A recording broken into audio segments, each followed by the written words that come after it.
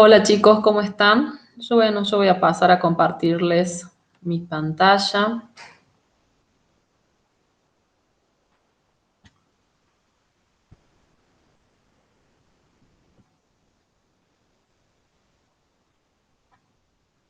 Bueno, hoy vamos a ver el primer trabajo práctico de la materia microbiología general. Este se denomina Introducción a la microbiología.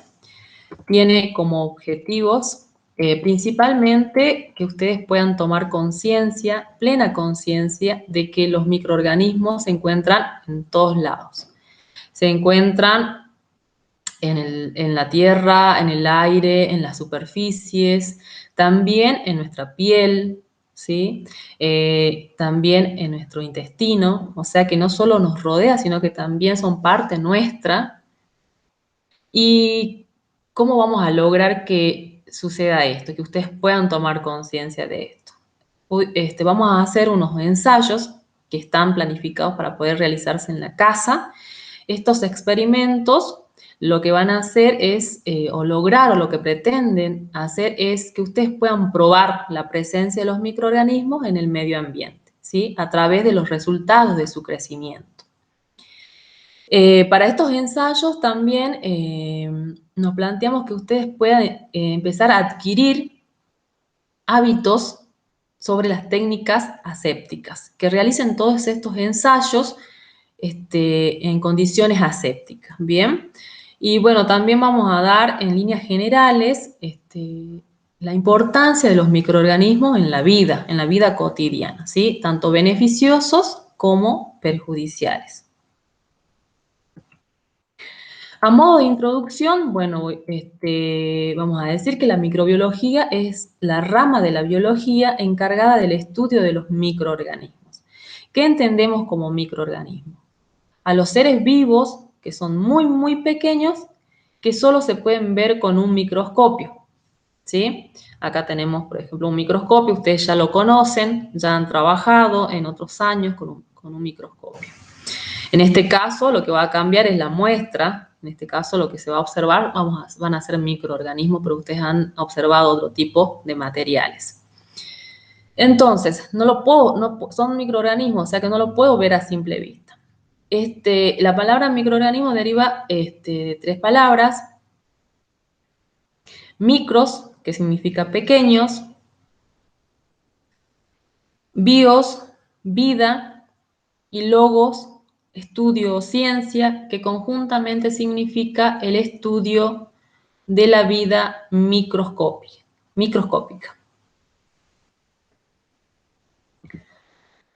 Bueno, los microorganismos más estudiados están las bacterias, los hongos. Dentro de los hongos tenemos los mohos y levaduras, los virus, ¿sí? Los protozoos. En el laboratorio, por una cuestión práctica, nos enfocamos mucho en lo que son los estudios de las bacterias y de los hongos, ¿sí? Y acá también yo pongo los virus, pero porque, bueno, como ya todos conocemos, estamos atravesando, o el mundo está atravesando por una pandemia provocada por un virus que es el SARS-CoV de tipo 2, ¿sí? Que es, básicamente son las siglas en inglés, que significa síndrome respiratorio agudo grave, ¿sí? Este síndrome, este virus provoca la enfermedad conocida como el COVID-19. Así que, bueno, es por eso que yo lo pongo acá. Si bien no lo estudiamos en el laboratorio, es algo que estamos conviviendo actualmente con esta enfermedad. Bueno, acá tenemos en la parte del medio, en esta figura se ve un moho. Más adelante vamos a hablar un poquito más de ellos, pero bueno, se diferencian muchísimo a pesar de que los mohos y las levaduras pertenecen a los hongos, se diferencian en lo que es la forma, la morfología, también la fisiología, ¿sí? los mohos son pluricelulares, las levaduras unicelulares, ¿sí? Pero sin embargo los dos pertenecen a las eucariotas. Ahora, ¿por qué están estos microorganismos se reúnen en una misma ciencia, en lo que es la microbiología? A pesar de que no se parecen, lo único que tienen iguales sería que son microscópicos, pero en lo que son las formas, en lo que son las funciones, el metabolismo, son muy distintos las bacterias con los hongos, por ejemplo. Yo en la guía ahí les puse como para que tomen dimensión que un tiburón se parece más a una jirafa que una bacteria a un hongo, ¿sí? Ahora, ¿por qué están agrupados, como le decía, en una misma ciencia? Porque, bueno, básicamente estos se utilizan, para estudiarlos, se utiliza la misma metodología, ¿sí? Es por esa cuestión más que nada. Ahora, como les dije, cuando planteé los objetivos, vamos a estudiar también lo que es la incidencia de los microorganismos en diferentes ámbitos de la vida en la actualidad. Bien, por ejemplo, en la industria, en la salud, en la agricultura, en el medio ambiente, cuál es el impacto de los microorganismos en estas áreas. Yo he seleccionado algunas, por ejemplo, algunos efectos beneficiosos sobre la utilización de los microorganismos en el área de alimentos, ¿sí? Como por ejemplo, tenemos varios alimentos que son elaborados con el uso de levaduras, principalmente el género que se usa es el de Saccharomyces, por ejemplo, la elaboración de cervezas, la elaboración de panes, es decir, lo que es todo lo que es panificación, la elaboración de vinos. Acá tenemos una plaquita con levadura, esto es un cultivo puro, o sea que tenemos un solo tipo de microorganismos. Bien, generalmente tienen estas apariencias, son colonias con bordes enteros, cremosas, un aspecto, una textura lisa, ¿sí? Que al microscopio se ven mucho más grandes que, por ejemplo, las bacterias. Y bueno, han influenciado mucho en lo que es la industria alimentaria con su uso, porque se pueden producir todo este tipo de alimentos y además permite poder conservarlos durante mucho más tiempo. Otro tipo de microorganismos que se utilizan en la industria alimentaria son las bacterias lácticas. Por ejemplo, Lactobacillus, que es una de las más importantes para la elaboración de yogur, la elaboración de queso, de mantequilla, ¿sí?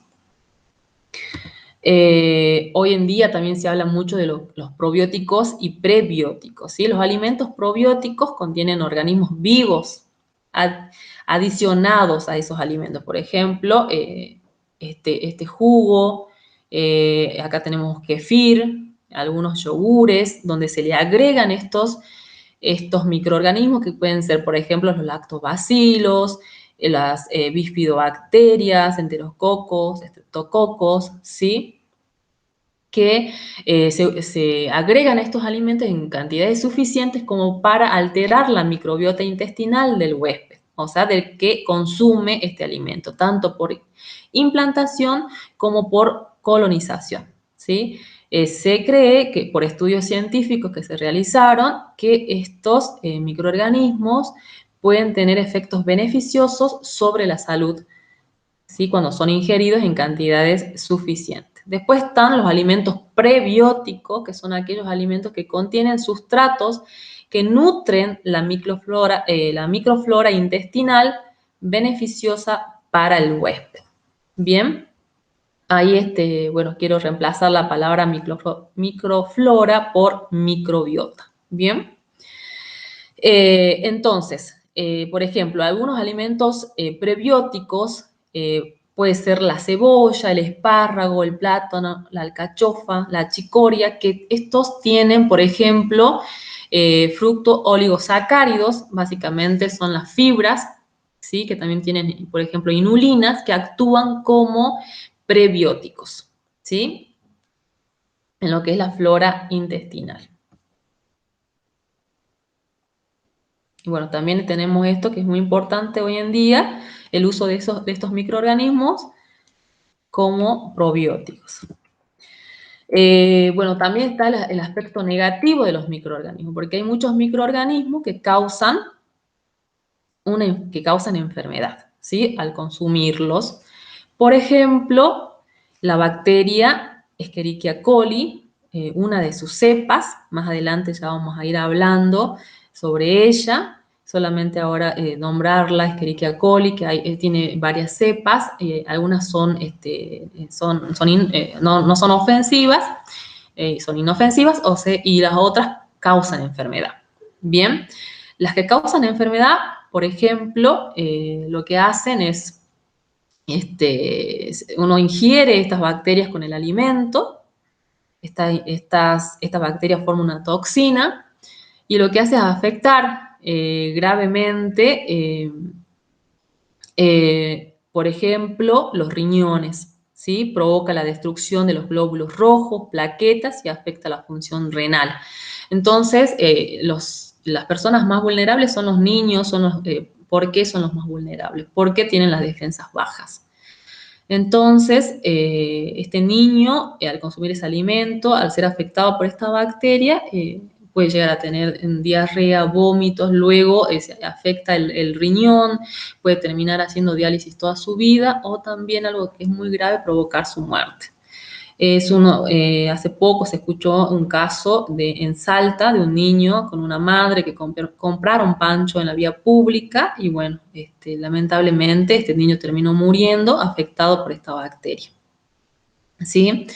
Entonces, bueno, hay una serie de recomendaciones para poder evitar. Es una bacteria que es sensible a la temperatura, o sea que si esa salchicha hubiese sido cocinada a una temperatura mayor de 70 grados, hubiese sido manipulada en condiciones higiénicas, en lo que es el preparado del pancho, se hubiese podido evitar este tipo de enfermedad, ¿sí? Lamentablemente las enfermedades de transmisión alimentaria es un flagelo mundial, hay millones de muertos por consumo de alimentos contaminados al año, ¿sí? Y que solo se pueden evitar con algo tan práctico como es un lavado correcto de mano, una cocción correcta, buenas prácticas de manipulación en la elaboración de alimentos.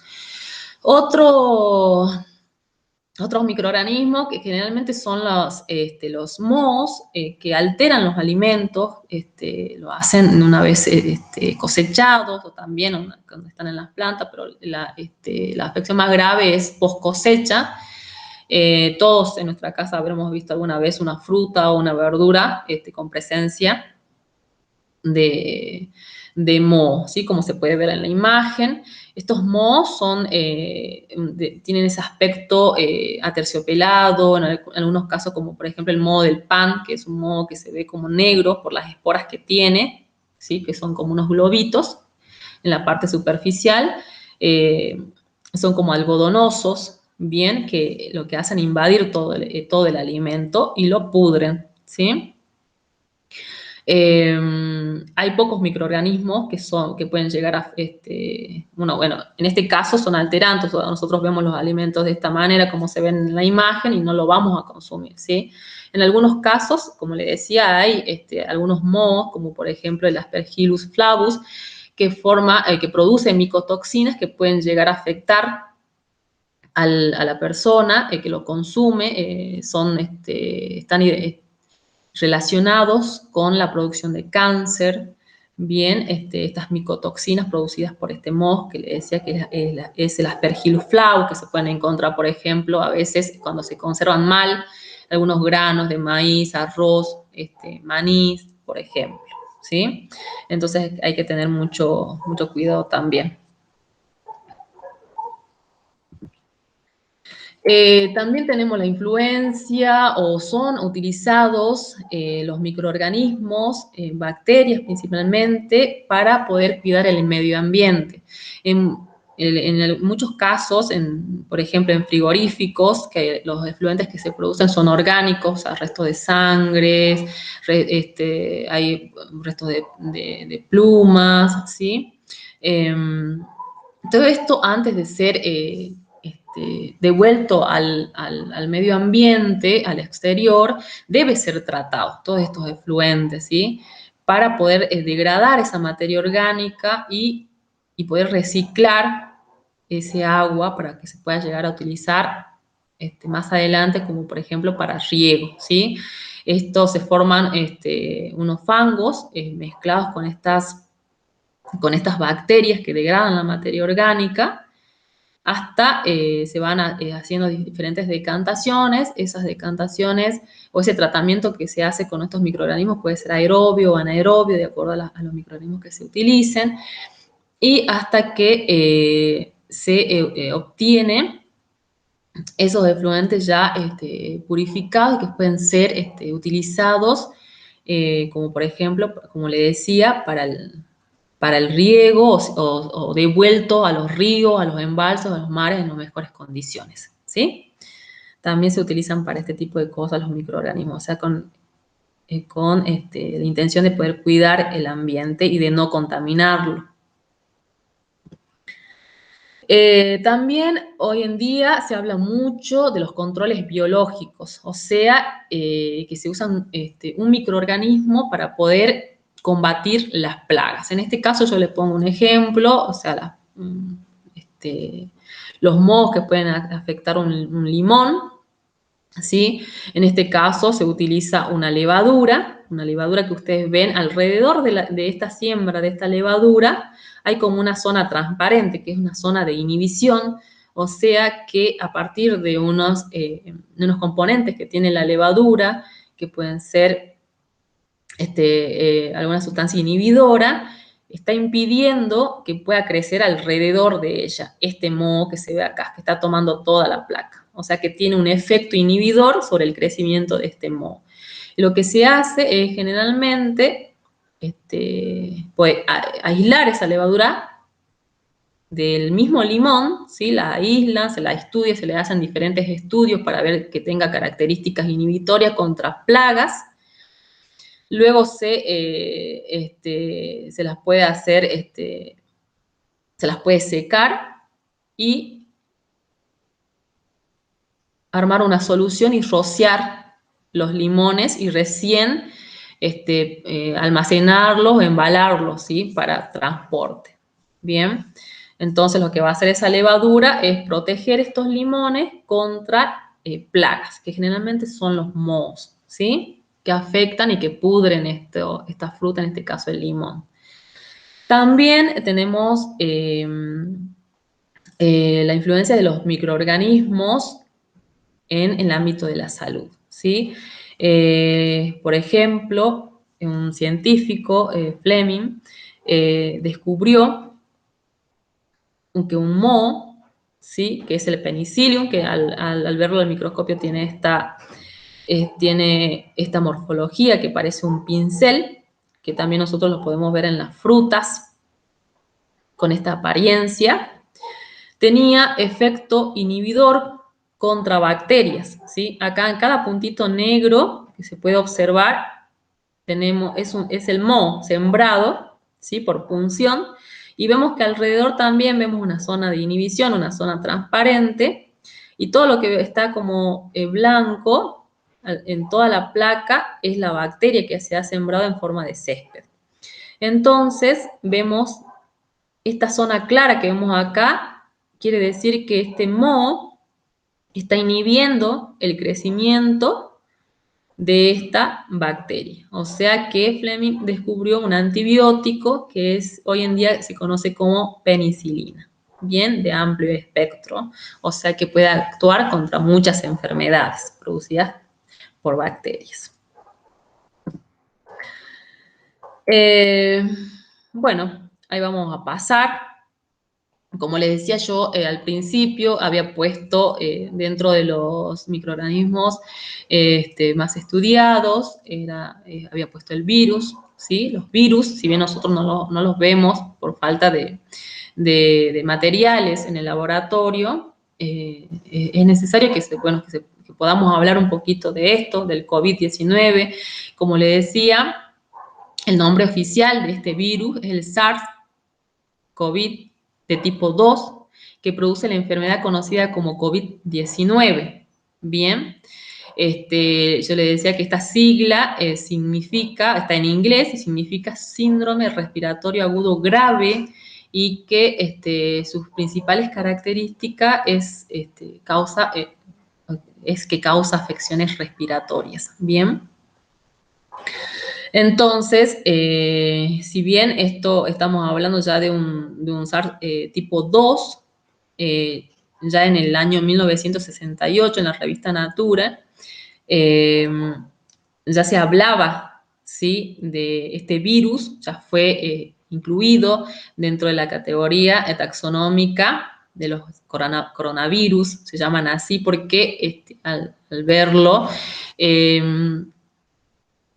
al microscopio, estos se ven como una corona solar, ¿sí? Entonces, por eso se denominó así el grupo taxonómico coronavirus. Bien. Ahora, hay mucha discusión sobre los virus, si realmente son seres vivos o no. ¿Por qué? Porque los virus sabemos que en realidad no es una célula, no se reproduce, no tiene una relación con el medio ambiente. Lo que hace es, en realidad, infectar una célula, ¿sí? O sea, puede ser de una planta, puede ser de un animal, puede ser de un ser humano.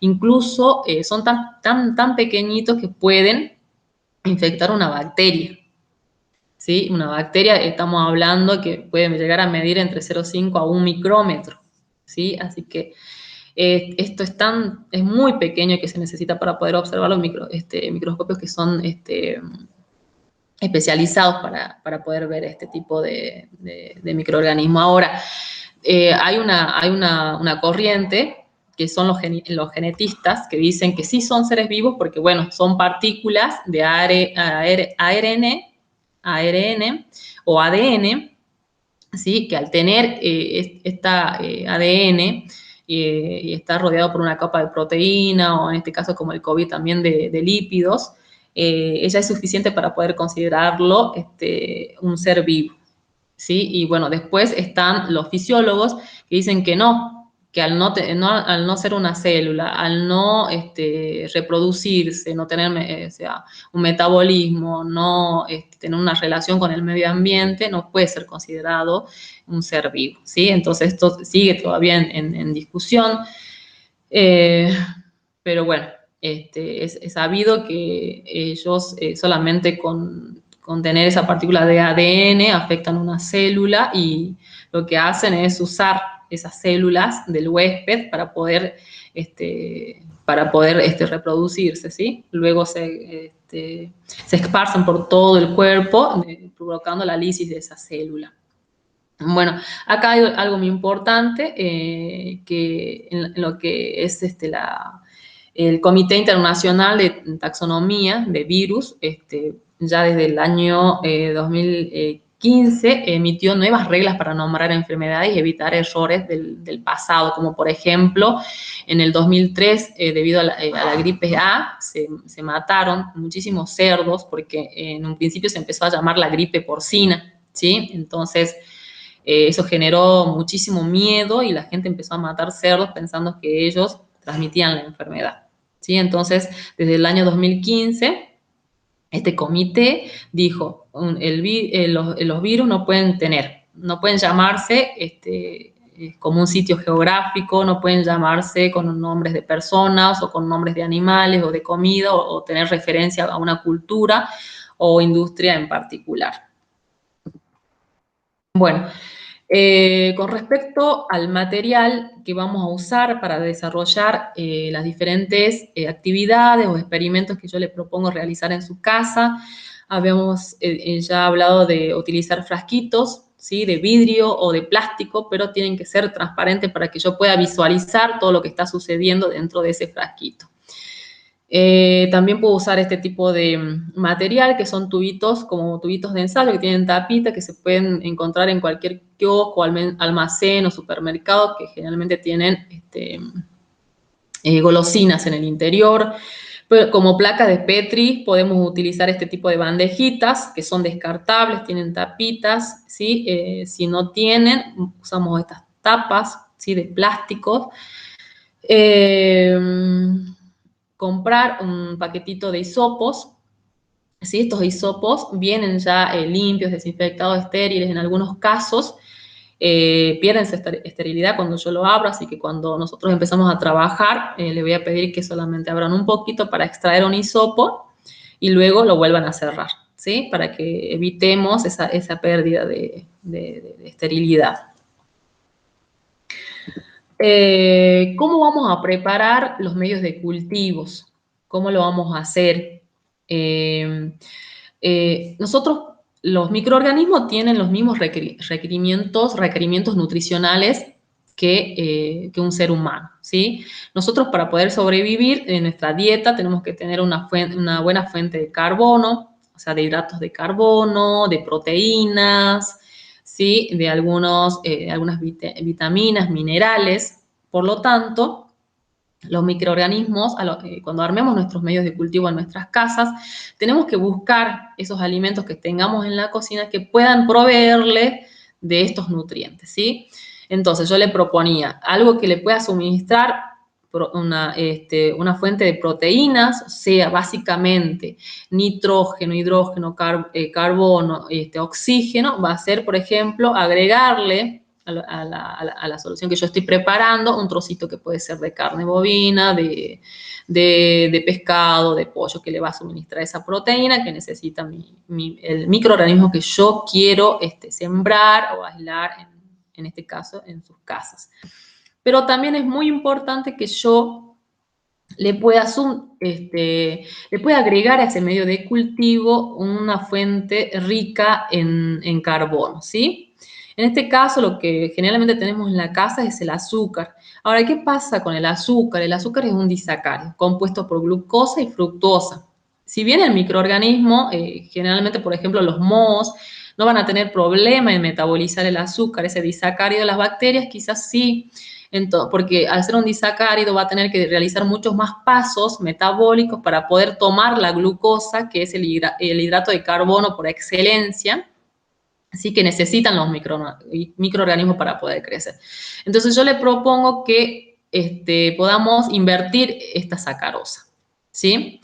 Y ahí yo le dejo un enlace para que ustedes puedan entrar al video, ¿sí? Donde van a ver que se ponen 300 gramos de azúcar en 150 mililitros de agua, se la hace hervir con un poquito de limón para darle ese medio ácido que uno necesita para hidrolizar en la sacarosa. También se necesita calor, o sea, por eso la van a hervir.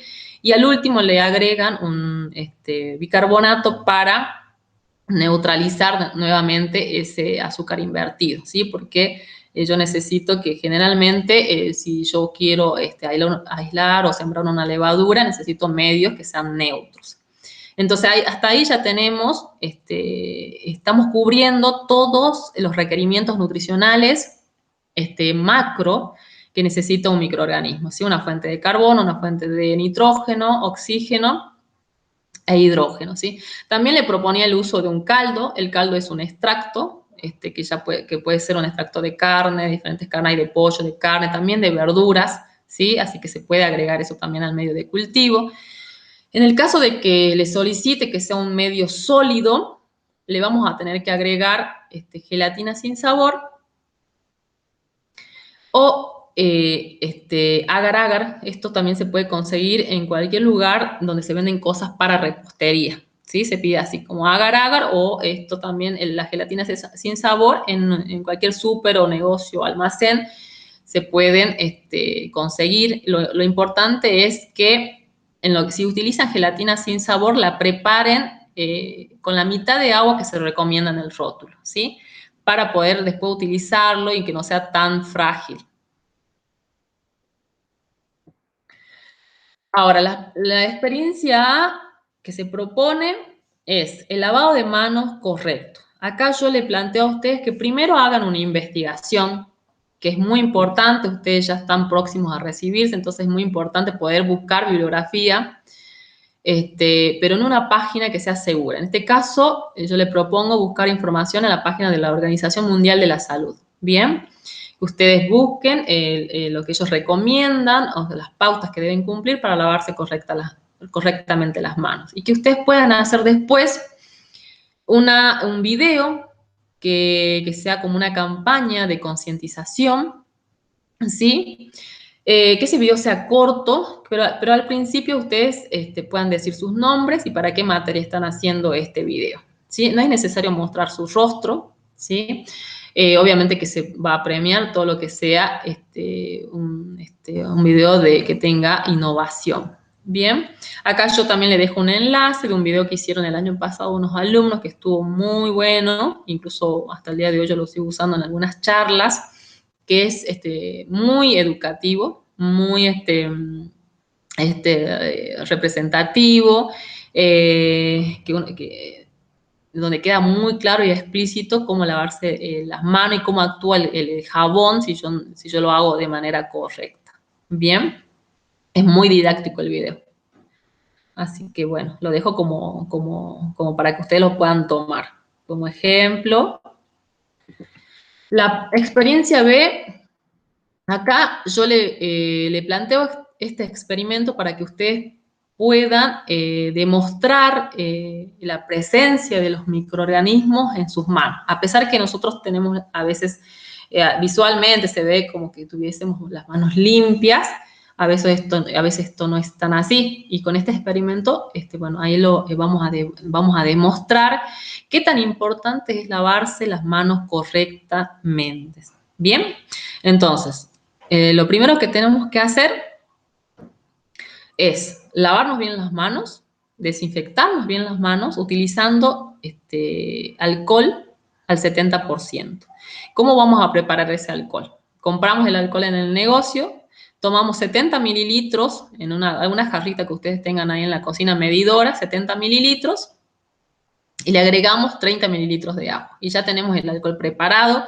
Esto es muy necesario que lo tengan para realizar toda la experiencia. O sea, nos lavamos las manos y nos desinfectamos con alcohol al 70%, ¿sí? Y todo lo que utilicemos para el ensayo tiene que estar limpio y tiene que estar desinfectado, ¿sí? Entonces, vamos a lavar. Si lo hacen con una manzana, yo también le proponía, no tengo manzana en la casa, lo puedo hacer con papa, ¿sí? Que también es algo más económico. Lavamos bien la papa, la desinfectamos, ¿sí? Pueden desinfectar lo que es frutas y verduras, primero la lavan, luego la dejan en un poquito de agua, pues se estima que sea 1 litro de agua con 2 gotitas de lavandina durante 10 minutos. La dejan allí, dejan que se desinfecte y la vuelven a enjuagar con el agua del grifo. Bien, ya la tenemos ahí lista la manzana o la papa.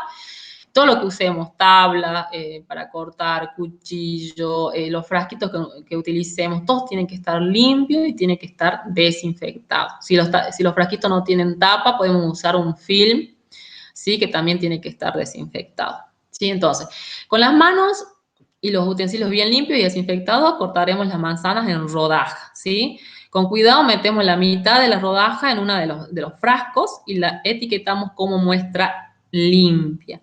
Entonces, luego de esta actividad, le proponemos que ustedes puedan tocar otras superficies que puede ser un celular, la mesa, los picaportes de las puertas, que vayan y abran un grifo, ¿sí? Entonces, después de hacer esa actividad de tocar todas estas superficies, van y tocan el resto de rodajas que quedaron en la tabla de cortar, ¿sí? Las tocan, ¿sí?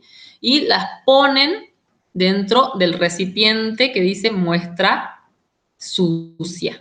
Bien, entonces luego tapamos ambos frascos y dejamos que esto se incube. Vamos a hablar con propiedad, que si bien no lo estamos metiendo en una estufa de incubación, es una incubación a temperatura ambiente, que ustedes lo pueden hacer en una cajita, bien durante 5 días a temperatura ambiente, como les dije, y vamos a ir anotando diariamente todo lo que observamos.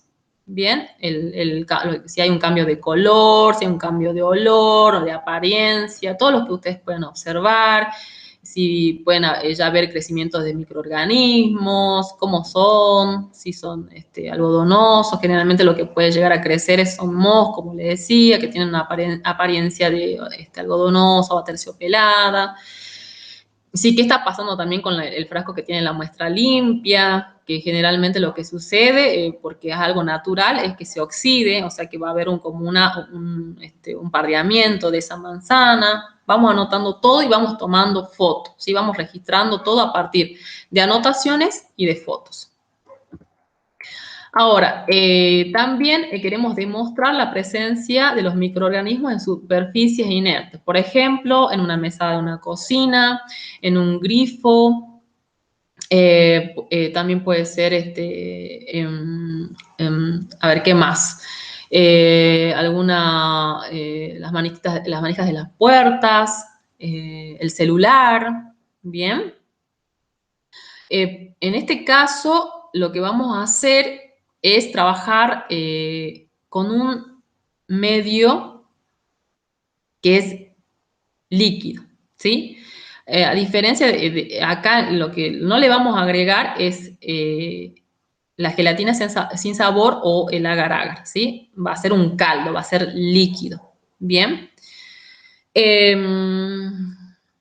A veces también, bueno, justamente me comentaban que al preparar el caldo, si le agregaban un cubito de caldo, se quedaba con partículas la solución que estaban armando, o sea, el medio de cultivo.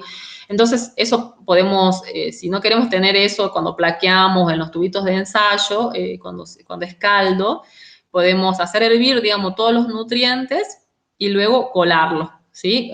O sea, en caliente desinfectamos un colador y lo pasamos a otro recipiente que también tiene que estar limpio y desinfectado y colamos, ¿sí? Para poder eliminar todos estos restos de los cubitos de caldo, ¿sí?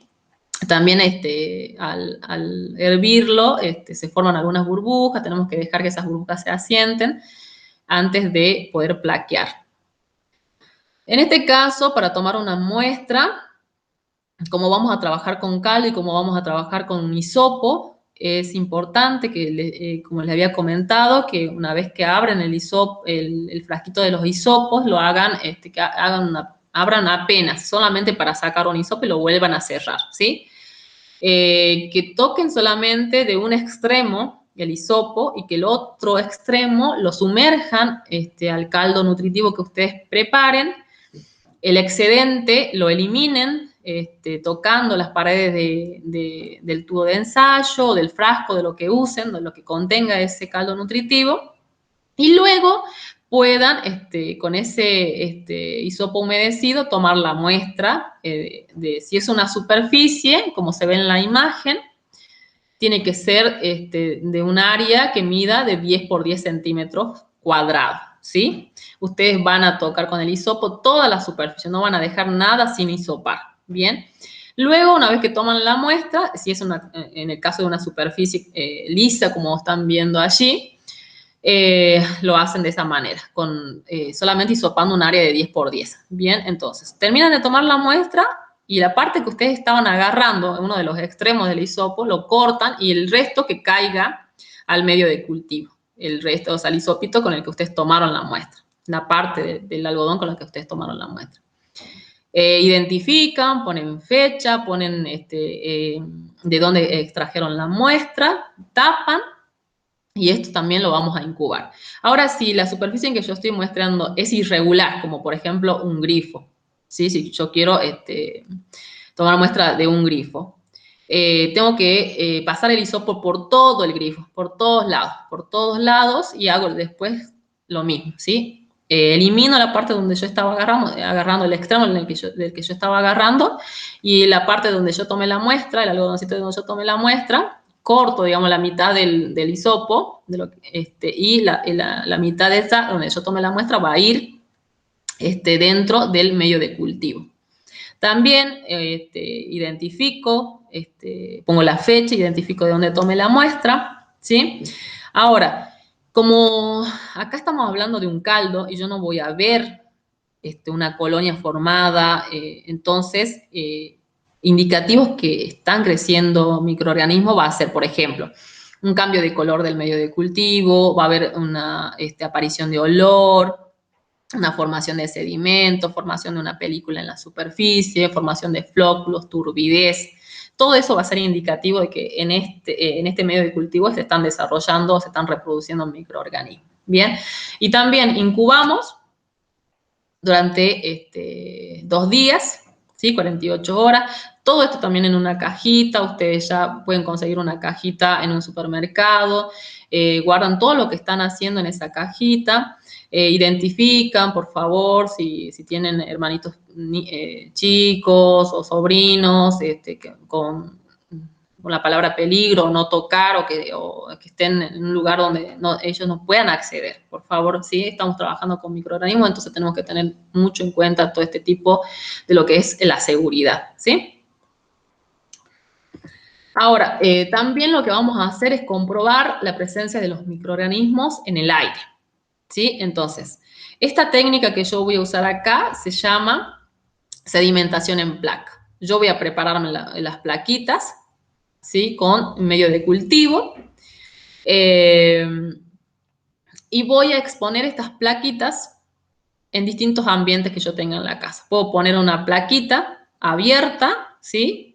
Con todo el medio de cultivo expuesto al ambiente. Puedo poner una en mi cuarto, puedo poner una en el baño, puedo poner otra en la cocina, o donde a ustedes les surja la inquietud de poder estudiar qué tipo de microorganismo y cuál es la carga microbiana que tiene ese ambiente. ¿Bien?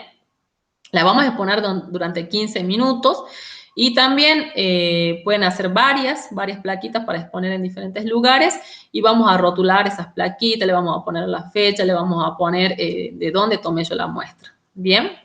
Y incubamos durante 5 días. Y después vamos a ver resultados, también los registramos con anotaciones y fotos.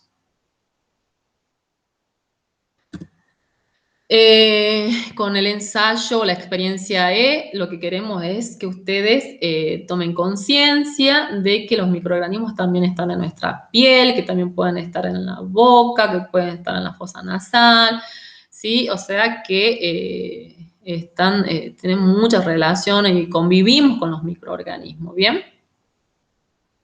Acá, como les decía, yo puedo tomar directamente de mi piel una muestra con el hisopo, ¿sí? Si es de la piel, yo le voy a pedir que lo humedezcan, así como habíamos hecho en el ensayo anterior, ¿sí? Y ahora, si es de la boca, no, porque bueno, ya tenemos humedad en la boca, entonces directamente podemos pasar el hisopo por la boca y directamente sembramos en una plaquita. Vamos a estriarla, o sea, vamos a hacer como zigzag, todos muy juntos esos zigzag durante toda la placa. Vamos a esparcir esa muestra en todo el agar de la placa, si no vamos a dejar nada sin cubrir. Entonces, yo voy girando la placa y voy estriando, ¿sí? Para que no quede ningún área sin sembrar. Etiquetamos, como le dije, esas placas, si son muestras de la boca, si son muestras de la piel, y la vamos a incubar durante 48 horas. ¿Bien? Y ya con eso terminaríamos los ensayos. Una vez que ustedes terminen de realizar todos los ensayos y realizar todas las experiencias que acá les proponemos, lo que deben hacer con todo ese material que se utilizó, o sea, todos esos medios de cultivos en los que hubo crecimiento de microorganismos, lo vamos a dejar en un balde que tenga agua con lavandina. Vamos a preparar 10 litros de agua. Vamos a seguir las indicaciones, como le dije, las indicaciones del rótulo de la lavandina, o sea, si me dicen a 10 litros de agua se le debe agregar una taza de lavandina, lo voy a hacer así, o si me dice agregar 2 gotas o 3 gotas, yo tengo que respetar lo que dice el rótulo, ¿sí? Que para eso están. Y durante el tiempo que ellos recomiendan. Acá en este caso, perdón, con respecto al tiempo, lo vamos a dejar nosotros un día, ¿sí? Para que todo lo que está dentro en ese medio de cultivo se inactive, ¿sí? Una vez que ya está todo inactivado, también voy a tener muy en cuenta las medidas de seguridad, o sea, voy a usar unos guantes de goma, barbijo, también para los ensayos y todo eso. Una vez que están los microorganismos que han crecido e inactivados, voy a eliminar el agar en alguna bolsita que esté, que tenga en el interior un papel de diario. Voy eliminando ese agar o que se haya armado. Lavo todo ese material con detergente. Nuevamente lo voy a sumergir unos minutos más en agua con lavandina. Y luego enjuago. Durante 10 minutos lo voy a dejar sumergido y luego de nuevo enjuago bajo chorro de agua, ¿sí? Y dejamos que escurra. Y lo volvemos a guardar ese material hasta que lo necesitemos nuevamente y lo podemos guardar en una cajita, como le dije. Así que ustedes tengan todas sus cosas que necesitan para estas experiencias separadas de lo que es el resto de las cosas que se utilizan, por ejemplo, en la cocina. No mezclemos, ¿sí? No mezclemos, tratemos de impedir los accidentes. Bueno, yo quería volver, me olvidé decirles que para todas estas experiencias que yo les propongo, es necesario que ustedes las siembras traten de realizar cerca de, por ejemplo, de una hornalla, ¿sí? Si en lo posible, si ustedes pueden hacer eso, contar con un mechero, porque eso lo que hace es brindarme a mí una zona estéril, ¿sí? Una zona donde yo puedo trabajar, sembrar y voy a estar segura que no se me va a contaminar lo que yo esté realizando, la experiencia que esté realizando. Bien, ahí lo último con respecto al informe, el informe que yo les solicito una vez que hayan terminado con las experiencias, es que tenga, ¿sí? Que esté realizado con una breve introducción. Con una breve introducción. Yo no le pido que en esas introducciones me pongan definiciones, lo que quiero es que me pongan conceptos, ¿sí? Que ustedes ya puedan demostrar que se apropiaron de esas definiciones, realizando estos experimentos, ¿sí? Que ya ustedes me demuestren que han entendido o que han tomado conciencia de que los microorganismos realmente existen, ¿sí? Que existen y que están y que conviven con nosotros, ¿bien? No quiero definiciones de libros, quiero conceptos, que ustedes me demuestren la apropiación de esas definiciones para que yo entienda que lo que se ha aprendido en este trabajo práctico ha sido significativo.